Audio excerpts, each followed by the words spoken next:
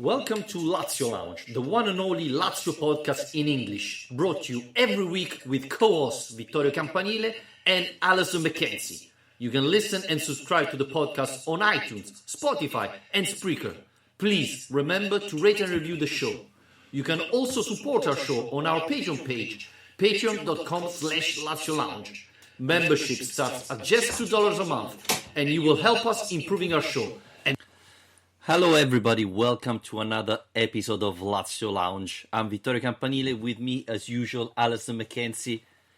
Alasdair, where were you 16 years ago when Lazio beat Juventus at home in Serie A last time? I was at school, I was having to I don't know. That's a difficult opening question. I'm trying to work out what I was doing. It would have been about 14 years old at the time. So that tells you a lot. A lot's happened since then. Yeah. And finally, after 16 years, Lazio won again at home against Juventus in Serie A, because let's not forget that Lazio have beaten Juventus at the Stadio Olimpico in Coppa Italia, not once, but twice, if I'm not wrong, during this time. So, and the Supercoppa, no? Supercoppa and Coppa Italia. Don't forget the Floccari goal in the last second. Mm-hmm. Yeah, we get our statistics right on this podcast. Yeah, absolutely. And, it's unbelievable. What happened, Alasdair, from Lazio-Atalanta to this point, There was our friend Rami asking when Lotito will sack Simone Inzaghi, and now Lazio is third after beating Milan, Juventus, seven victory in a row in Serie A.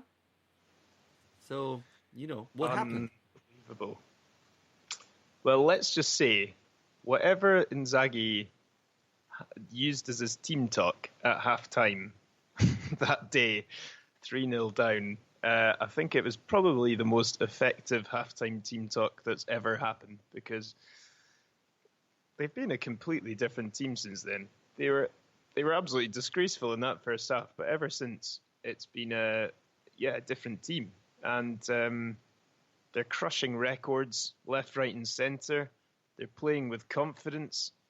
They're playing with life. They're playing with incredible attacking intent, but they're also managing to really limit good teams defensively.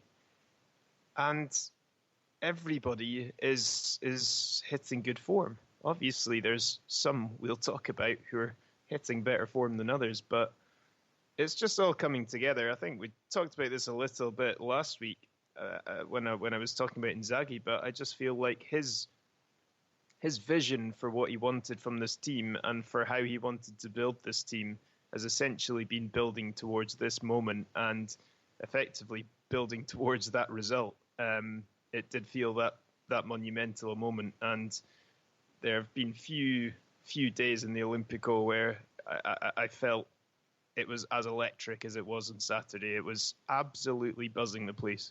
It was brilliant. I'm still buzzing now. You can probably tell. And let's not forget that we said that, what was it, before Lazio-Nantes, that was the first comeback for Lazio after, 12 months, something like that? Again, you got the wrong French team. Yes, sorry. But after that match, we said, wow, this is the first time, and I think in Europe League, it was 18 months since last time Lazio had a comeback like that. And against Juventus, another comeback. This team have changed dramatically if we think about that. And, comeback against Juventus after Cristiano Ronaldo scored. And let's be honest, the first 30 minutes, I thought Juventus was playing probably the best football they've ever played this season. And then after that, Lazio completely changed the match. And I think the result is just a reflection of the best team on the pitch. And it was Lazio, which is obviously surprising. But this tells you a lot how this team changed. Obviously, winning so many matches in a row give confidence to the players. But you can really feel that everything is changed. The players are more convinced, and the biggest difference, I think, and I hope it's like that compared to the past, is that they know that something changed, and they know that they still have to win a lot of matches before stopping and celebrating, because the goal is the Champions League, but you need to win next Sunday against Cagliari and continue on. But I think the players have really a new mentality now, and you can saw it Saturday against Juventus. Yeah. And some people can turn their noses up at this kind of thing. Like, some people just don't really buy the whole mentality argument, but it's definitely a factor, and it's definitely a factor with Lazio, because this is a team who have been turned over in crucial moments, who've collapsed in crucial moments, who've not shown the mental fortitude that's required of a winning side to achieve your objectives before. And obviously, they're very clear moments we can pick out over the last 2 years of when that's happened. But I think particularly in big games, something that's changed is, I don't know about you, Vittorio, but there's just, playing Juventus in the past, part of the reason we've failed to get results is just the team has not looked like they have any semblance of belief that they're going to win that game in the first place, especially after they lose a goal. If you compare this performance on Saturday after going behind to Ronaldo's goal, to, for example, when we lost there last year in Turin, I think it was 2-0.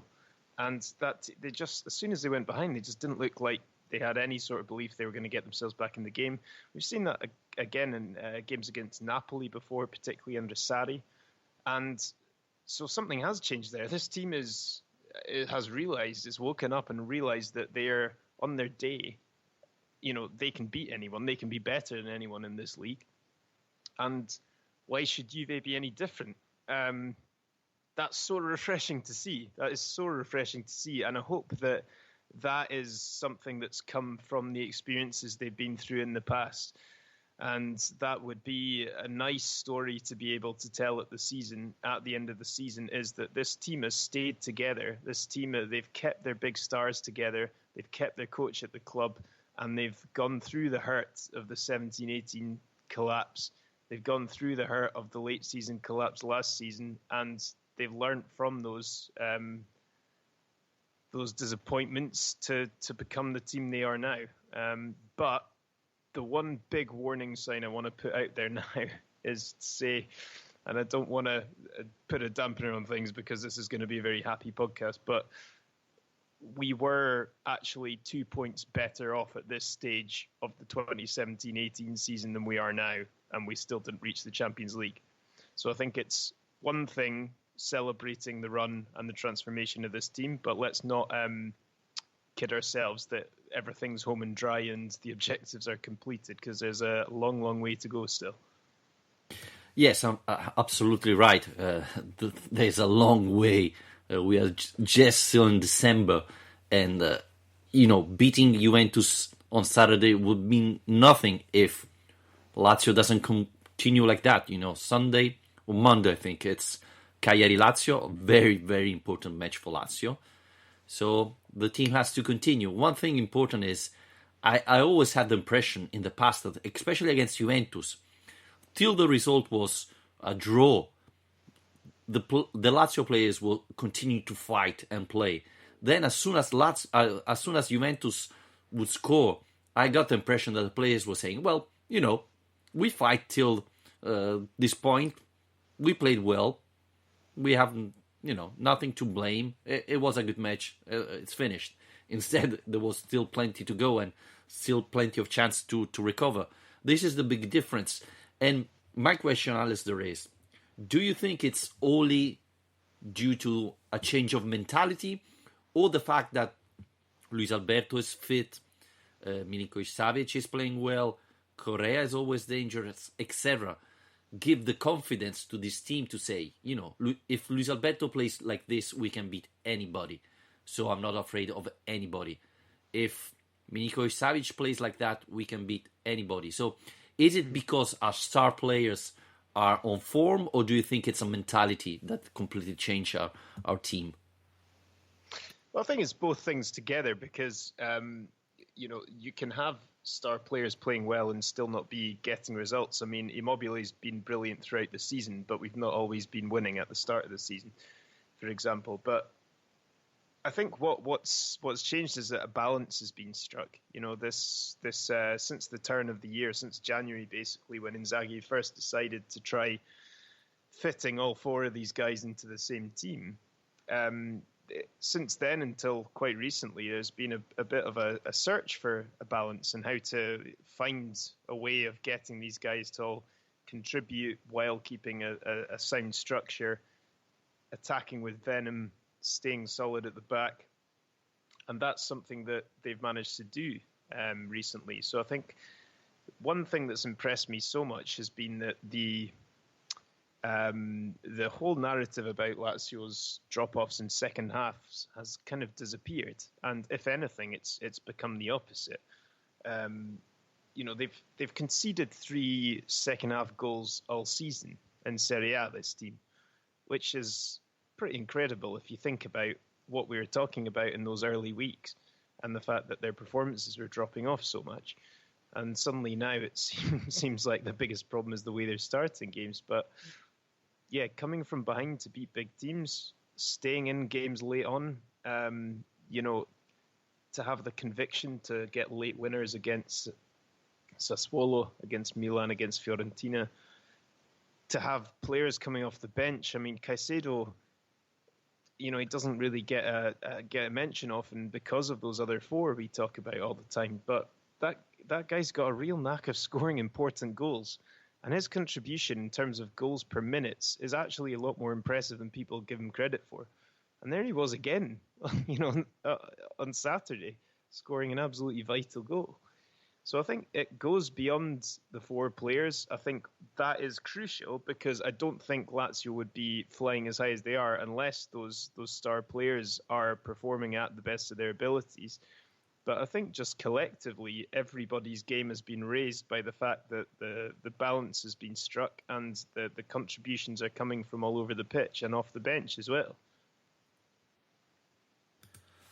Yeah, we have to talk about Caicedo because, again, he helped. He came in the last part of the match and was able to score the goal because I have to tell you, Alasdair, when Ciro Immobile missed the penalty, I said, okay, here we go again. I can see an equalizer coming. And even when, Lazzari missed the chance, I was really going crazy, saying, not again. We cannot miss so many chances. And finally, Caicedo picked up the ball and scored. I mean, Szczesny is one of the most underrated goalkeeper in Serie A. I think he's really one of the best, and he showed it Saturday against Lazio. But having Caicedo on the bench is really positive for Lazio.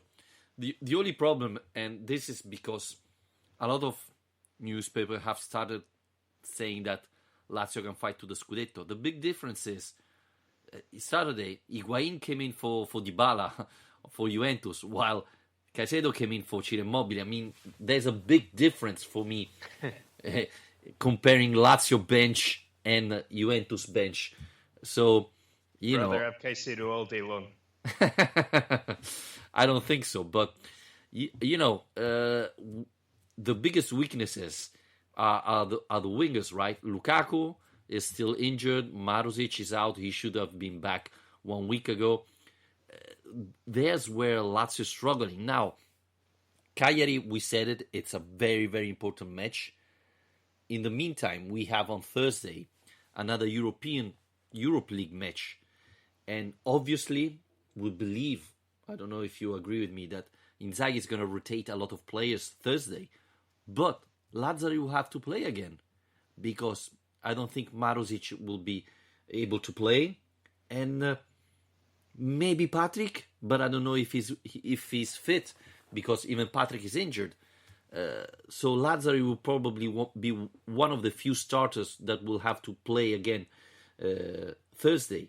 And, it can work for a couple of weeks, but we cannot believe that Lazzari is able to play 50 matches all year long and still be in the same form we saw it yesterday, Saturday against Juventus. I thought it was one of his best match. So this is my biggest concern about Lazio, because without Lukaku, without Marusic, really Inzaghi hasn't got that many options on the wingers. Yeah, and I think essentially that is the point, isn't it? When it comes to, like you say, there have been some people getting a bit giddy after this result and talking about Scudetto. Like, it's December, the start of December, and actually being 5 points off the top of the table with two teams above you is still quite a mountain to climb, even if you're one of the really big teams. So, Lazio, we can't expect that this run is going to go on from till the end of the season. We're not going to win every single game from now until the end of May, unfortunately. But let's not get it. Let's not do ourselves down, because some people, as soon as that argument comes up, just start being quite critical of Lazio again, saying, of course they're not going to fight for the Scudetto. That's not our ambition. What we're doing here is putting ourselves in a very good place to achieve our ambition, which is the Champions League places.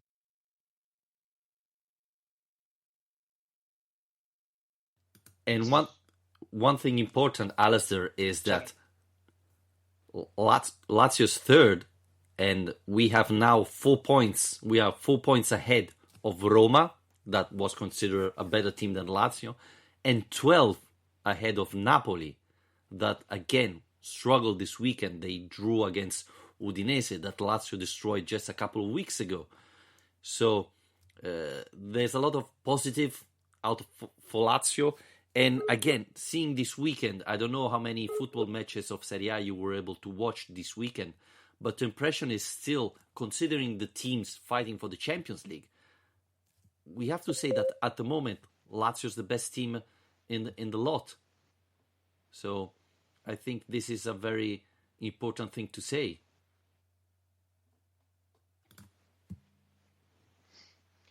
Yeah, I think that you've got to be confident.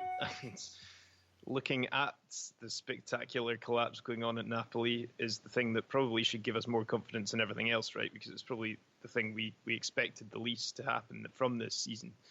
And even Cagliari have started to drop a few points where perhaps they shouldn't. It kind of brings it back to the Europa League question, and I never want my team to do badly, but if we fail to beat Rennes on Thursday, I don't think it's the end of the world, because a lack of European football after New Year might not actually be the worst thing. Well, obviously, it's funny because we said it every time here on our podcast, right? That for us, Europa League is very important. But at this point, Alasdair, I think, especially to save the energy of a lot of players like Lazzari and so on, I hope Inzaghi will rotate a lot of the team this Thursday. And let's not forget that Lazio doesn't only have to win against Rennes, but hope that Cluj loses at home against Celtic, and Celtic is already qualified. So we know that English team fight every single match and so on, but they will have very little to fight for, and so I believe that even if Lazio Thursday beats Rennes, still Cluj just need a draw to go through, and so I think it's very difficult for Lazio, and at that point it would be even interesting if Inzaghi rotated. Maybe, I don't know, Andre Anderson start playing, Armini maybe gets a match and so on, knowing that really the chances for Lazio to go through are very limited. I don't know, do you agree with me, or do you think still Lazio have to play the best team available? I think they have to play the best team available if they're interested in going through, but I don't think they will, because I don't think they are. The Inzaghi hasn't picked a full-strength team in any Europa League game so far, so I don't see why you would change that now, especially with a game against Cagliari coming up, who are one of the Champions League rivals at the moment, believe it or not. But yeah, I mean, let's move on to some questions from listeners, because I've got one here kind of on the back of that theme from Arif Akbar, who's asking us how long we guess the streak is going to last, the winning streak. Remember, it's 7 in a row at the moment. He says Cagliari, Brescia, Verona, and Napoli next. Do you think we can win them all? Well, one thing is see how Luis Alberto is, because let's not forget that Luis Alberto came off Saturday because he had a little problem. And you can see him when Caicedo scored that all the bench celebrate, and he has some ice on his right leg, I think it was. So this tells you that unfortunately he wasn't 100% fit. So obviously it's really important to see how the Lazio players are. I think of this 4 match, I know it can sound absurd, but probably Cagliari is going to be the toughest, because obviously they are still fighting for the Champions League, even though I think they will be happy to reach a Europa League. They have a good team. They are going a little bit down, but still in quite good form. Olsen will be there, so they will have a good goalkeeper instead. So Brescia, Verona. Well, Brescia is really struggling at the moment. Verona is playing good football, but they don't have the players for Serie A. And we have to see what happens to Napoli, Alasdair, because the rumors are that Ancelotti is done. I don't know if he will be sacked after the Champions League match or after the weekend. But, the days of Carlo Ancelotti at Napoli are numbered. And Gattuso could be at his place. So we don't really have an idea what will happen after that. But, yeah, I think Lazio could win all these 4 matches. It's not impossible. Yeah, I mean, I think you struck an important point there, because it's easy to kind of look at the fixture list and those teams, but it is worth remembering as well that after Cagliari we do have the winter break, so there's actually a fair gap there of 2 weeks or so between the Cagliari game and the Brescia game. So quite a lot can happen in that time. I would much prefer that we were playing a lot of games at the moment, because the team's absolutely flying. I hope the momentum isn't lost. I don't see why it should be, but you're right. That's going to be a tough game for the reasons you've just said. It's an away game as well. Brescia scrapping for their lives. I think it would have been better for us to play them when they had Grosso in charge personally, but unfortunately we're not going to get that opportunity. To be honest, you don't know. As well, Hellas is... well, yeah, exactly. But I think Hellas is that's the kind of real landmine banana skin out of that lot of fixtures for me, because Napoli's an obviously big challenge, and like you say, they might have a new coach by then. They've got a good enough squad to beat Lazio if they decided to turn up. But Hellas have been really tricky opponents for big teams so far this season. Really well organised defensively, and that'll be tricky. So, it's not the most imposing fixture list though, because Sampdoria comes after that as well. So it is nice to say that I think we can focus all our energies on this Cagliari match, which is obviously a big one in the European race. And then it's quite nice in a way that Lazio's fixture list going into the new year, having had that time off, at least isn't the most intimidating one in the world. And it gives us an opportunity to kind of build momentum going up into, obviously, Derby Day, which isn't long after. Yes, but let's not forget that if we see the fixture of Lazio lost points when they had the easier match, right? Spal Lazio is still in our memory. And then when the fixture got complicated, Lazio started winning 7 matches in a row. Let's not forget we played against Fiorentina away, and that was tough. Fiorentina was playing great football at the time, and we won. Then we won at home against Torino. Then we won away against Milan after 30 years. We had a lot of tough fixture, and we won. And when we had the easy one, we lost points. So I think the biggest enemy of the Lazio is still Lazio itself. If the players played focus on the next match, concentrate, and knowing that it's not because they have Lazio shirt they're going to win it, they have to play better than the other team to win it, then Lazio has a big chance to do it. Otherwise, it's going to be complicated. And obviously, we have to see the condition of the players, because yes, there's going to be the break, so it's going to be time to recover. You say that it could be a bad moment, but let's not forget that Lukaku is out, Marusic is out. Luis Alberto is not feeling great. Even in defense, we have some injured players. Strakosha didn't train a lot of in the last weeks, and so I think maybe a break could be useful to recover the players. And to answer one of the questions, Ilias Olympos asked, what is Inzaghi thinking for January transfer window? I don't think we're going to get much help this winter transfer market, Alasdair. So I think Lazio will have to make it up. You don't? Strange that. Well, we know that Durmisi is leaving on loan, so I think that's one of the first step. But, we know it's going to be a lot of movements of players leaving Rome, but not coming to Rome, unfortunately. Yeah, worth pausing on that, actually, before we forget about it. Because Durmisi that was announced, wasn't it? He's heading to Nice on loan. It's to the end of the season, I think, is it? Yes, it's end of the season. And the funny thing is, he did already the medicals for Nice. He passed them, and Nice announced the deal already. While Lazio didn't say nothing. There's no official tweet, news, nothing. But Nice already did everything. There's already the picture of Durmisi with a Nice shirt. So, what's Lazio waiting for? I mean, they made it official already. What can happen? And it's going to be from the 1st of January. But I don't think that Durmisi will train for Lazio in December. But that's the first one. Now we know there's still Minala, there's Kishna. I don't know if you forget about him. Vargic, and there are still a lot of players that Lazio need to sell or send on loan in this January transfer.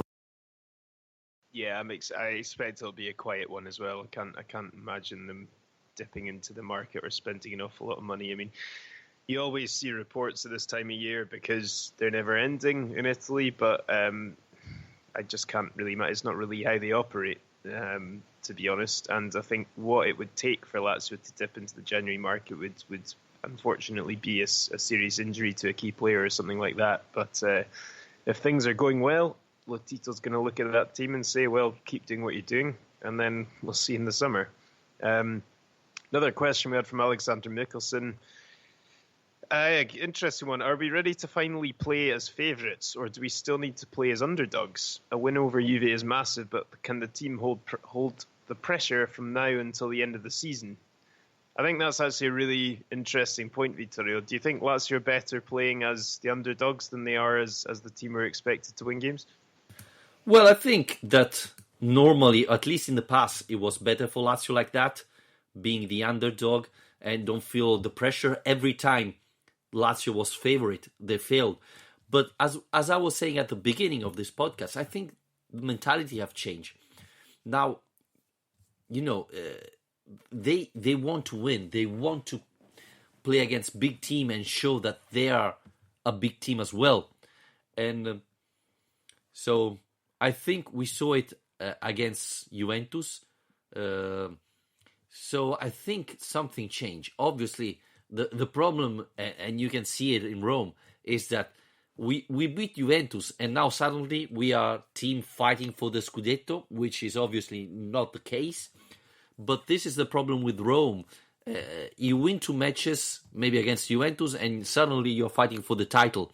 You lose 2 matches, and suddenly you are fighting for the relegation. So there's no any balance, and so it's very difficult to play in Rome, because you have to keep the balance yourself, and it's not always easy for a player to keep it. So this is the biggest concern. But I think, even thanks to Inzaghi, things are better now.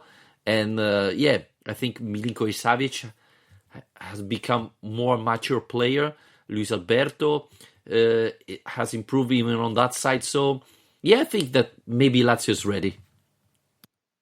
Another question, Massey asked about how do you like the mentality, but I think you've just kind of answered that as well when we talked about it at the start.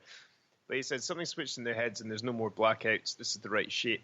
However, the first half stressed out.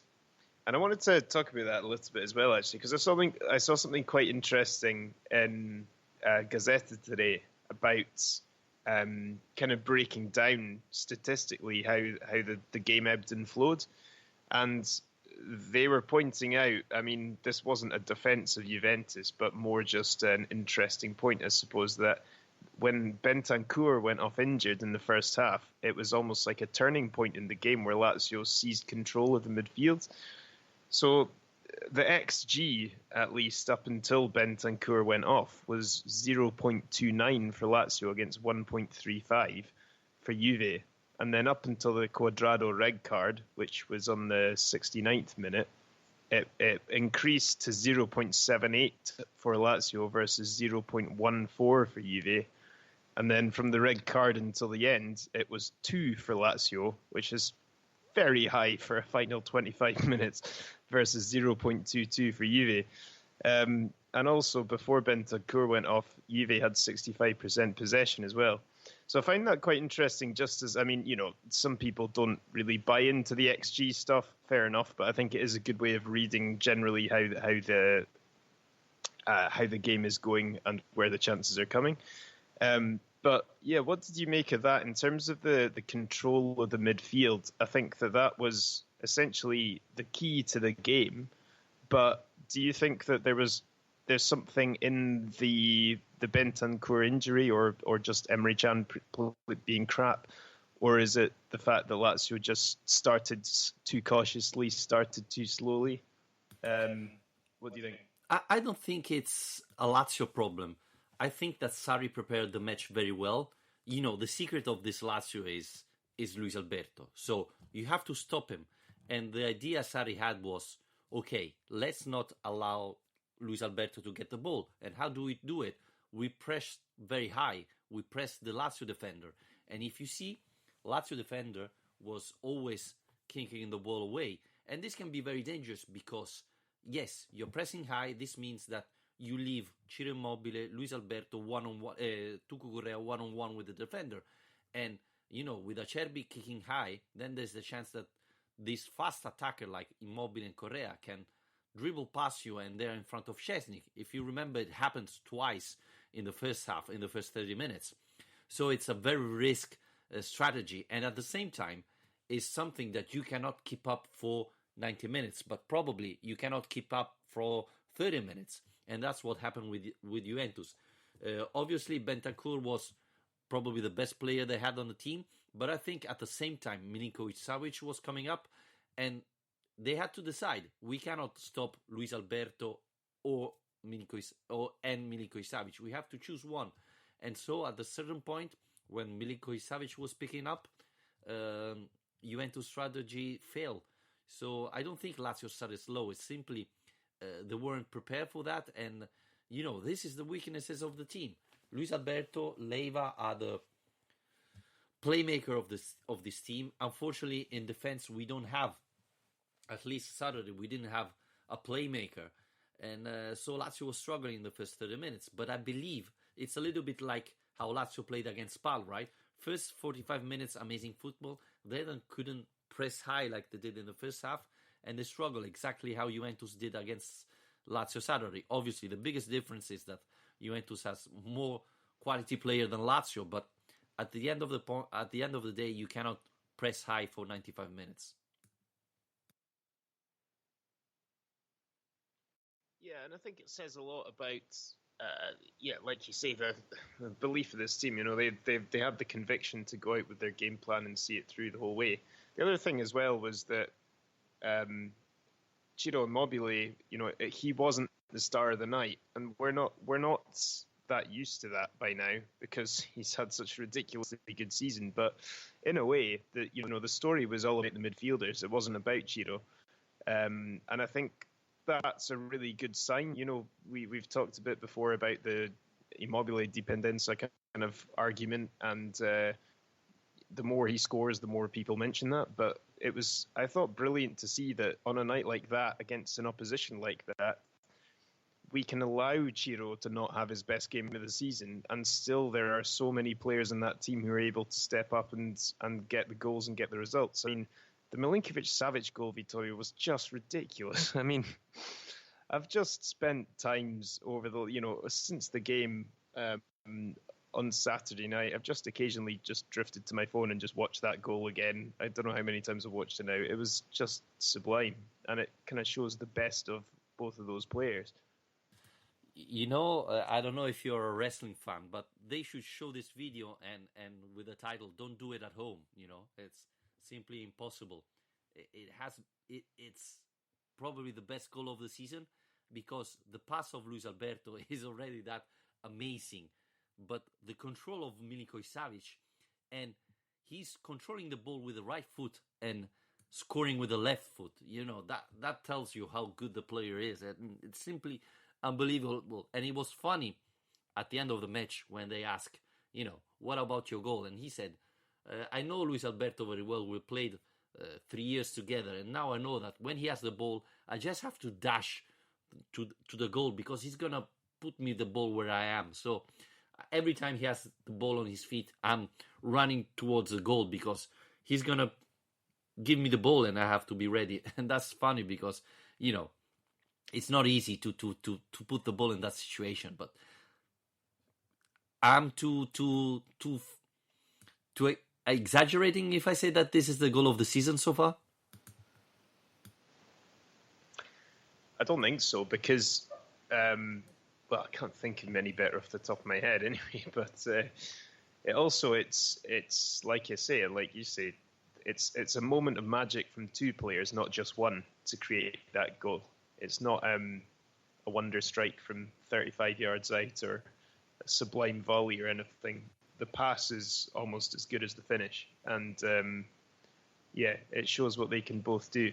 And when you got players like that playing like that, there's not much people can do against you. And it was amazing to sit there and see this unfold and look at that midfield and say comfortably Lazio have a superior midfield to Juventus. And that was quite something. But man for man, that was a battle they won. It was crucial to it as well. But I think another guy I would like to give a shout out to as well, who you I think already mentioned briefly, but Manuel Lazzari had one of his better games, even if his crosses didn't always find the target. I feel like he's really coming into his own recently. He's someone who's benefited from this run and played a big part in it. And after a bit of an up and down start to life at Lazio, I think he's really settling in now, and we're starting to see the best of him. Yes, I totally agree. I think in the last 2 or 3 matches, Manuel Lazzari played great football. And the question here is, there are type of players that need to play constantly. And the fact that probably at the beginning of the season, Inzaghi was rotating a lot, him and Marusic, maybe took him a little bit of confidence off. And now that Marusic is injured and Lazzari is playing so every match, maybe this is the reason why he's playing that well. I don't know. Or maybe he simply find the right solution for this team. But yeah, I think he was not the best player of the match because I think it has to go to Luis Alberto, but one of the best players. And let's not forget that, he played like that against Juventus, not against Verona or Afragolese. He was playing against the best team in Italy by far. He was against Quadrato, he had Bernardeschi, and so on. And still, he was able to make the difference. Now, some Juventus fan was able to say that wasn't a red card.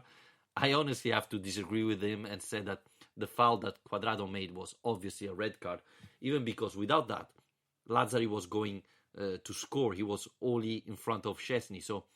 But this is not the first match. I mean, even last Sunday he played really well, and this is good because we have to say that at the moment all the other signings are failing to perform, and Lazzari instead it's by far the best signing, and I think he's not only the best signing but one of the best players on the pitch for Lazio, which is really important. Yeah, he's kind of become the player that we wanted him to be or we expected him to be, I'd say, actually, when we got him in the summer. And you can see why the club were willing to spend more money than they usually do on him. I mean, his energy is insane. When he's leading that breakaway for the final goal in the 95th minute, and he's absolutely busting along, sprinting up the pitch. And you're just thinking, my God, this guy has just been running up and down and up and down, sprinting this whole match, and there he is, leading the charge. So I remember back in the pre-season when they were up at Aronso, and there was a kind of video, I think it was Cataldi or Acerbi, I think one of them made some sort of joke about going for a run with Lazzari, and just his, the fact that he was so much, had so much more stamina than everyone else. And I think we've seen that. And like you say, the more he plays, it doesn't really seem to matter. He doesn't really seem to tire this guy. I don't know what he's running on, but yeah, it's quite something. It really is. It's very impressive. But still, I think, especially considering the long season, that Lazio has to have a solution there to make him rest. We talked about the last matches. Maybe against Brescia, he can play 45 minutes and then go on the bench or things like that. At the moment, if Marusic doesn't get back, we don't have solution because Patrick can play there, but at the moment he's injured. So, yeah, this is, to be honest with you, the biggest concern I have at the moment is the option we have on the wingers, because even Lulic, we have to be honest, played well against Juventus. He played as Lulic, obviously. He didn't make unbelievable assists, but he's a fighter and he's really important. But still, he has to have time to recover because he's not getting any younger. Well, you say he didn't make unbelievable assists, but it was his pass that led to Lazzari's breakaway, and that was a pretty smart pass. I know he had quite a lot of space to aim at, but he did get his head up and make the pass. So, but yeah, I know what you mean. There's more options, obviously, on the left and the right, but nowhere are we looking particularly strong in depth. But yeah, I mean, yeah, Patrick can play there, but I don't really have concerns about Lazzari getting tired, because it doesn't seem like something that really happens to him. And Marasic, I think, this season we've not seen an awful lot of him, but the performances he's put in have been fine. I think it's he didn't have a great season last year, but he's shown some signs of improvement this year. So I think when he recovers his fitness, he's a good rotation option as well. Yeah, the problem is not how he plays, is when he's available to play. A little bit like Lukaku. Lukaku against Fiorentina was great, but then he pretty much didn't play anymore. And the same thing, Marusic. I think he scored against Parma and played really well a couple of matches when he had the chance, but then he was never available. So this is the biggest concern I have. Johnny, I don't know. I'm not convinced. I saw him play, but if with Vavro you saw improvement, and I'm confident that if needed, Vavro can step up and start playing even in Serie A. But I wouldn't risk Johnny against Juventus. Maybe against Brescia and Verona, I would try to play him, but just because I think that Lazio can win against those teams even with Johnny, not because Johnny could make the difference.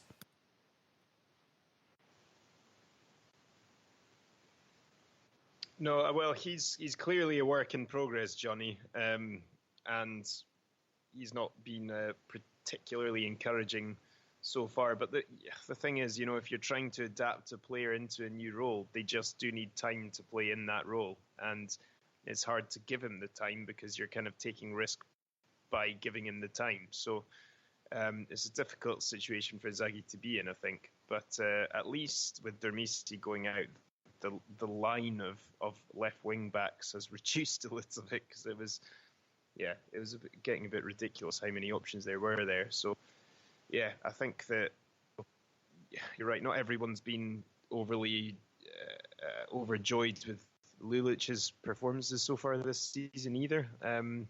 But probably he remains the more trustworthy option over Johnny and over Lukaku as well.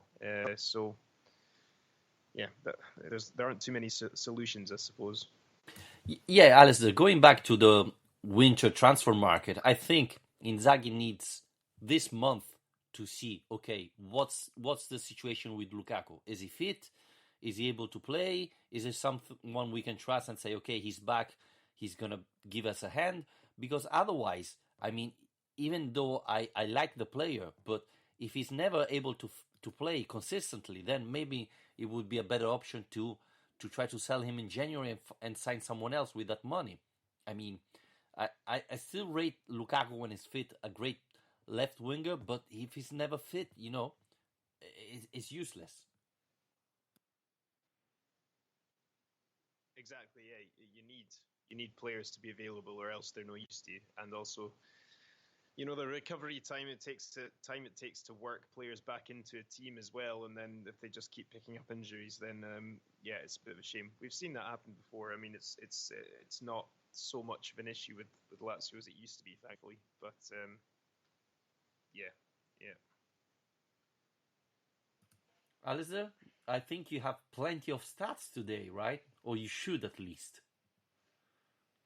Oh, I've got so many. Should I just rattle through them? Because I don't want it to get boring. But I have already tweeted most of them. I've not got any more material than the ones I put on Twitter. So, right, here we go. Let me just find them. It's okay. Seven wins in a row, which is something Lazio have never done before in the first half of the season. Obviously, you've already mentioned it was the first home win over Juventus in Serie A for 16 years. And actually, a nice little sub-fact to that is that Simone Inzaghi was actually on the bench for Lazio that day.